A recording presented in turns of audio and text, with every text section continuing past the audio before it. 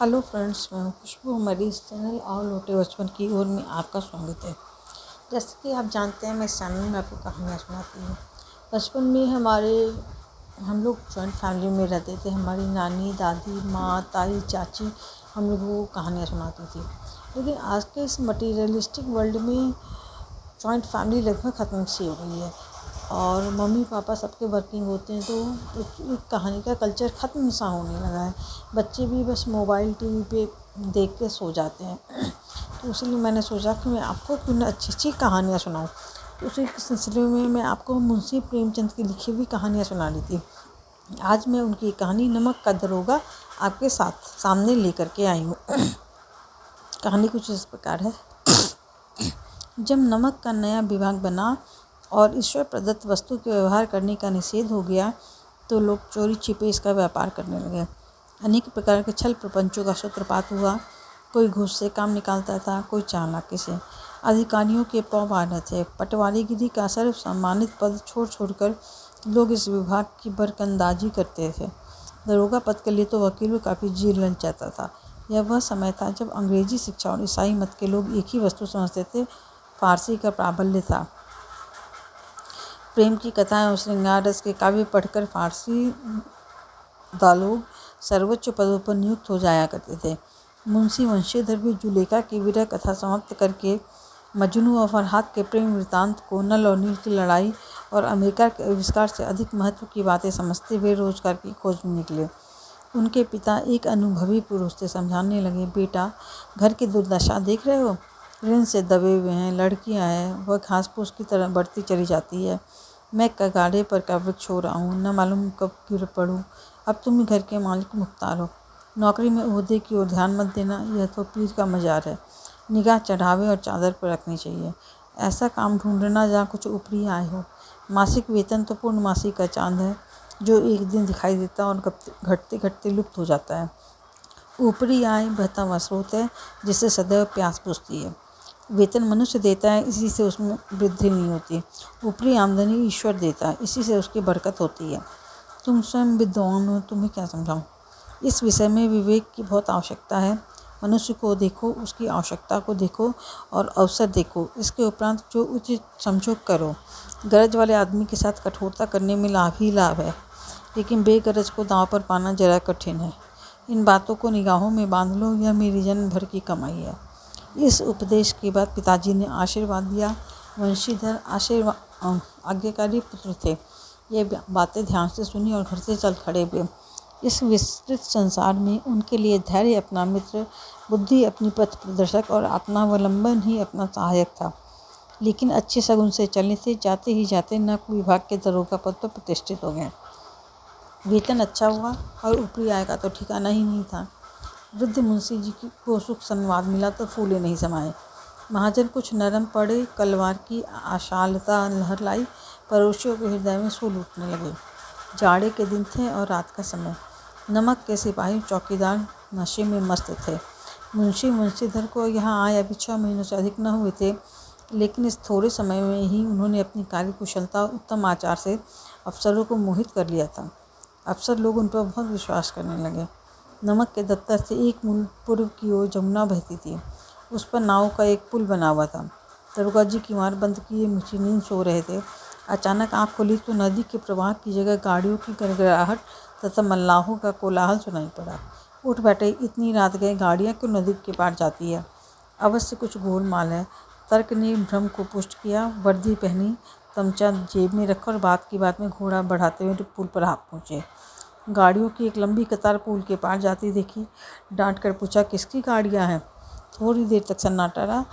फिर आगे वाले ने कहा कि पंडित अलोपीदीन की, दातागंज में जो रहते हैं। मुंशी वंशीधर चौके।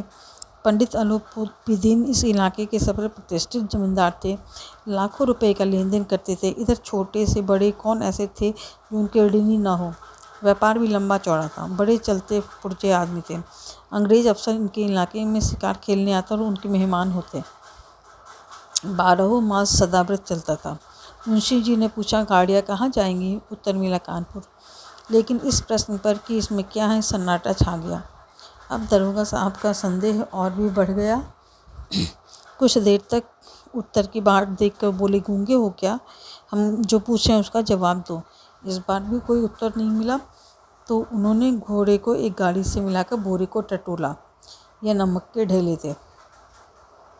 उधर पंडित अलोपीदीन अपने सजीले रथ पर सवार हुए कुछ सोते कुछ जागते चले आ रहे थे। अचानक कुछ गाड़ीवानों ने घबराया हुआ आकर जगाया और बोले, महाराज, दरोगा ने गाड़ियाँ रोक दी है और घाट पर आपको बुला रहे हैं। पंडित जी का लक्ष्मी जी पर अखंड विश्वास था। वे कहते थे कि संसार तो क्या, स्वर्ग में भी लक्ष्मी का ही राज्य है। न्याय और नीति सब लक्ष्मी के खिलौने हैं, इन्हें जैसे चाहती है न चाहती है। लेटे ही लेटे गर्व से बोलो, चलो हम आते हैं। यह कहकर पंडित जी ने बहुत निश्चिंतता से पान की बीड़ लगाकर खाए और लिहाफ ओढ़े हुए दरोगा जी के पास आकर बोले, बाबूजी आशीर्वाद, कहिए हमसे ऐसा क्या अपराध हुआ कि गाड़ियाँ आपने रोक दी? हम तो ब्राह्मण हैं, आपकी कृपा दृष्टि होनी चाहिए। तो मुंशीधर रुखाई से बोले, सरकारी हुक्म। पंडित जी ने हंसकर कहा, हम सरकारी हुक्म को नहीं जानते और नहीं सरकार को। हमारे सरकार तो आप हैं। हमारा और आपका तो घर का मामला है। हम कभी आपसे बाहर हो सकते हैं? आपने व्यर्थ का कष्ट उठाया कि ऐसा तो होगा नहीं कि इधर से जाएं और इस घाट के देवता को भेंट नहीं चढ़ाए। मैं तो स्वयं ही आपकी सेवा में आ रहा था। वंशीधर पर ऐश्वर्य की मोहिनी का कुछ प्रभाव न पड़ा। ईमानदारी की नई उमंग थी। कड़क कर बोले, हम उन नमक हरामों में नहीं हैं जो कौड़ियों पर अपना ईमान बेच देते हैं। आपको कायदे के अनुसार चालान होगा। बस मुझे अधिक बातों की फुर्सत नहीं है। जमादार बदलू सिंह, तुम इन्हें हिरासत में ले लो, मैं हुक्म देता हूँ। पंडित जी स्तंभित हो गए। गाड़ी वालों में हलचल मच गई। पंडित जी के जीवन में पहला अवसर था कि उन्हें ऐसी कठोर बातें सुननी पड़ी। बदलू सिंह आगे बढ़ा, किंतु साहस नहीं हुआ कि उनका हाथ पकड़ सके। पंडित जी ने धर्म को धन का ऐसा अनादर करते कभी नहीं देखा था। उन्होंने सोचा कि वो भी उद्दंड लड़का है, मोह माया के जाल में पड़ा नहीं है, अल्लड़ है, झिझकता है। बहुत दीन भाव से बोले, बाबू साहब, ऐसा नहीं कीजिए, हम मिट जाएंगे, इज्जत धूल में मिल जाएगी। हमारा अपमान करने से आपको क्या मिलेगा? हम आपसे बाहर थोड़ी ना है। वंशीधर ने कठोर स्वर में कहा, हम ऐसी बातें नहीं सुनना चाहते। पंडित जी ने जिस सहारे को चट्टान समझा था वह पैरों के नीचे से खिसकने लगी। स्वाभिमान और धन ऐश्वर्य को कड़ी चोट लगी, किंतु अभी तक धन की शक्ति पर भरोसा था। अपने मुख्तार से बोले, लाला जी, 1000 के नोट बाबू साहब को भेंट करो। आप इस समय भूखे सिंह हो रहे हैं। वंशीधर ने गर्म होकर कहा, 1000 नहीं, 1 लाख भी मुझे सच्चे मार्ग से नहीं हटा सकता। धर्म की इस बुद्धिहीन दृढ़ता और देव दुर्लभ त्याग पर मन बहुत झुंझलाया। अब दोनों शक्तियों में संग्राम होने लगा। धन ने उछल उछल कर आक्रमण करना शुरू किया, किंतु धर्म अलौकिक वीरता के साथ इस बहुसंख्यक सेना के सम्मुख अकेला पर्वत की भांति अटल अविचलित खड़ा था। पंडित जी निराश होकर बोले, अब इससे अधिक मेरा साहस नहीं, आगे आपको अधिकार है। वंशीधर ने अपने जमादार को ललकारा। बदलू सिंह मन में दरोगा जी को गालियां देता हुआ पंडित जी की ओर बढ़ा कि पंडित जी अत्यंत दीनता से बोले, बाबू साहब, ईश्वर के लिए दया कीजिए, मैं 25,000 पर निपटारा करने को तैयार हूँ। आगे बात बढ़ते बढ़ते 40,000 पे भी आई, लेकिन उन्होंने कहा कि 40 लाख भी असंभव है। बद्दू सिंह, उस आदमी को अभी हिरासत में ले लो, अब मैं एक शब्द नहीं सुनना चाहता। धर्म ने धन को पैरों तले कुचल डाला। पंडित जी ने एक हिष्ट पुष्ट मनुष्य को हथकड़ियाँ लिए हुए अपनी तरफ आते देखा। चारों ओर निराश और कातर दृष्टि से देखने लगी। उसके बाद मूर्छित होकर गिर पड़े। दुनिया सोती थी पर दुनिया की जीभ जागती थी। सवेरे देखिए तो बालक वृद्ध सबके मुंह से यही बात सुनाई देती थी। जिसे देखो वही पंडित जी के इस व्यवहार पे टीका टिप्पणी कर रहा था, निंदा कर रहा था। पानी को दूध के नाम बेचने वाला ग्वाला, कल्पित रोज नामचे भरने वाले अधिकारी वर्ग, रेल में बिना टिकट सफ़र करने वाले बाबू लोग, जाली दस्तावेज बनाने वाले सेठ, सब देवताओं की भांति गर्दनें चला रहे थे। अब दूसरे दिन पंडित जी अभियुक्त होकर कांस्टेबलों के साथ हाथों में हथकड़ियाँ लिए अदालत की तरफ चले तो सारे शहर में हलचल मच गई। भीड़ के मारे छत और दीवार में कोई भेद नहीं रहा, किंतु अदालत में पहुंचने की देर थी। पंडित जी इस अगाध वन के सिंह थे। अधिकारी वर्ग उनके भक्त, अमले उनके सेवक, वकील मुख्तार उनके आज्ञापालक और अर्दली चपरासी तथा चौकीदार तो उनके बिना मूल के गुलाम थे। उन्हें देखते ही चारों तरफ से लोग दौड़े। सभी लोग विस्मित हो रहे थे, इसीलिए नहीं कि पंडित जी ने क्यों यह कर्म किया, बल्कि इसीलिए कि कानून के पंजे में कैसे आए। ऐसा मनुष्य जिसके पास असाध्य साधन करने वाला धन और अनन्य वचलता हो, वह कानून के पंजे में आए। प्रत्येक मनुष्य उनसे सहानुभूति प्रकट करता था। बड़ी तत्परता से इस आक्रमण को रोकने के लिए वकीलों की सेना तैयार की गई। न्याय के मैदान में धर्म और धन युद्ध ठन गया। वंशीधर चुपचाप खड़े थे। उनके पास सत्य के सिवा न कोई बल था, न स्पष्ट भाषण के अतिरिक्त कोई शस्त्र। गवाह थे, किंतु लोभ से डावाडोल। यहाँ तक कि मुंशी जी को न्याय भी अपनी ओर से खींचा हुआ सा दिख पड़ता था। वह न्याय का दरबार था, परंतु उसके कर्मचारियों पर पक्षपात का नशा छाया हुआ था। जहाँ पक्षपात हो वहाँ न्याय की कल्पना नहीं कर सकते। मुकदमा शीघ्र समाप्त हो गया। डिप्टी मजिस्ट्रेट ने अपने तजवीज़ में लिखा, पंडित जी के विरुद्ध दिए गए सारे प्रमाण निर्मूल और भ्रमात्मक हैं। वह एक बड़े भारी आदमी है। बात कल्पना के बाहर है कि उन्होंने थोड़े से लोभ के लिए ऐसा दुस्साहस किया हो। यद्यपि नमक के दरोगा को अधिक दोष नहीं, लेकिन यह बड़े खेद की बात है कि उसकी उद्दंडता और विचारहीनता के कारण एक भले मानुष को कष्ट झेलना पड़ा।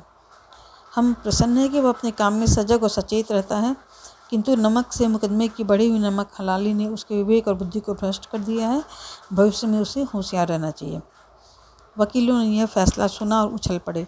पंडित जी मुस्कुराते हुए बाहर निकले। स्वजन बांधवों ने रुपयों की लूट की। उदारता का सागर उमड़ पड़ा। उसकी लहरों ने अदालत की नींव हिला दी। जब वंशीधर बाहर निकले तो चारों ओर उनके ऊपर व्यंग्य बाणों की वर्षा होने लगी।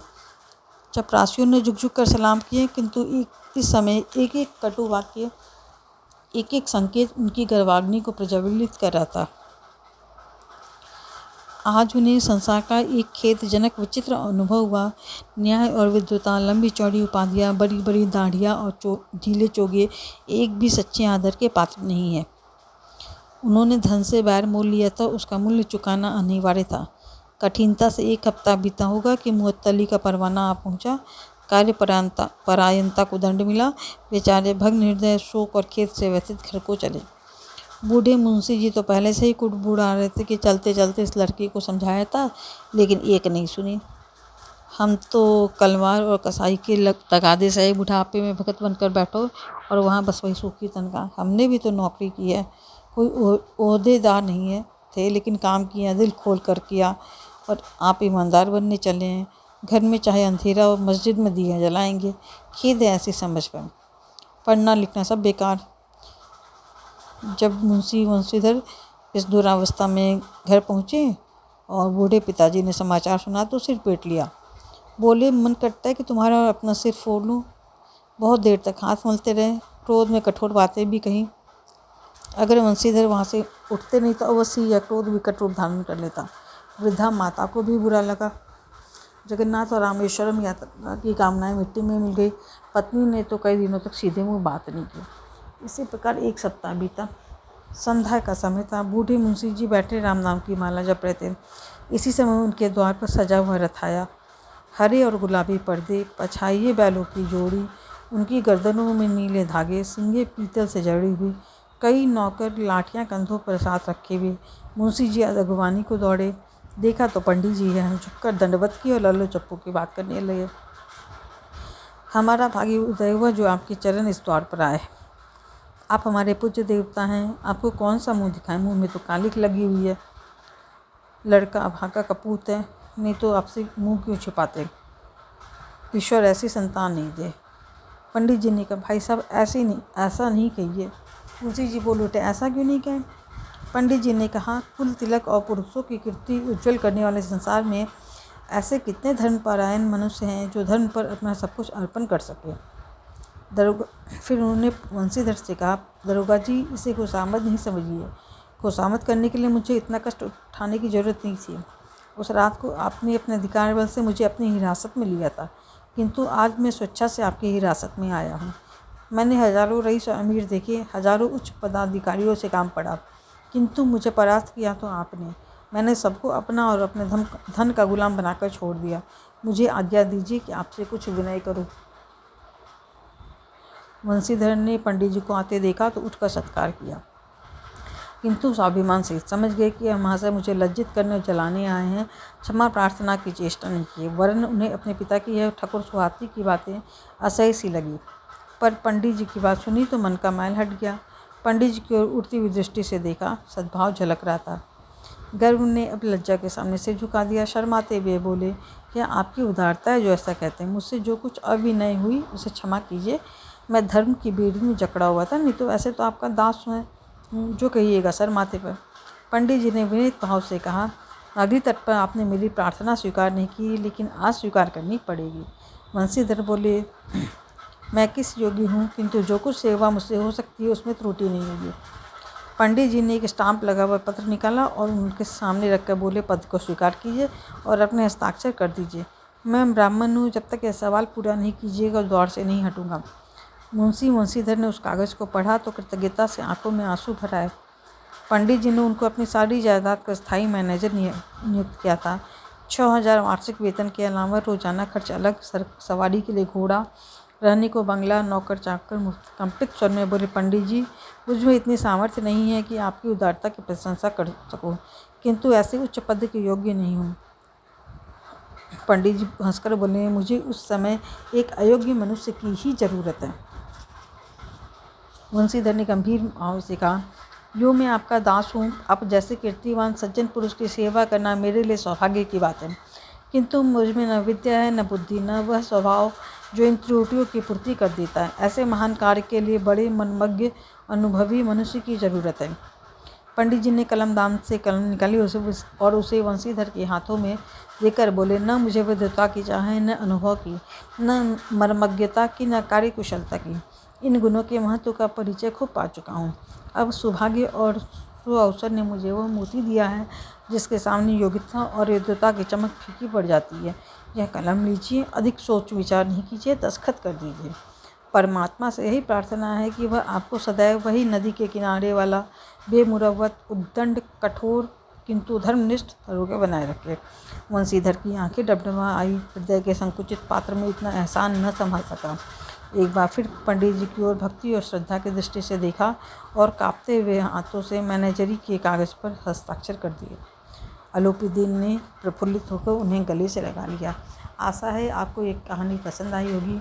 अगर ये कहानी पसंद आई तो प्लीज़ मेरे इस चैनल को लाइक, सब्सक्राइब एंड शेयर कीजिए और साथ ही कमेंट बॉक्स में लिखिएगा कि आपको आगे और कौन सी कहानी सुननी है, और बेल आइकन भी प्रेस कीजिएगा ताकि मैं जब भी अपना कोई नया वीडियो डालूँ तो उसकी नोटिफिकेशन सबसे पहले आप तक पहुँचे। Thanks for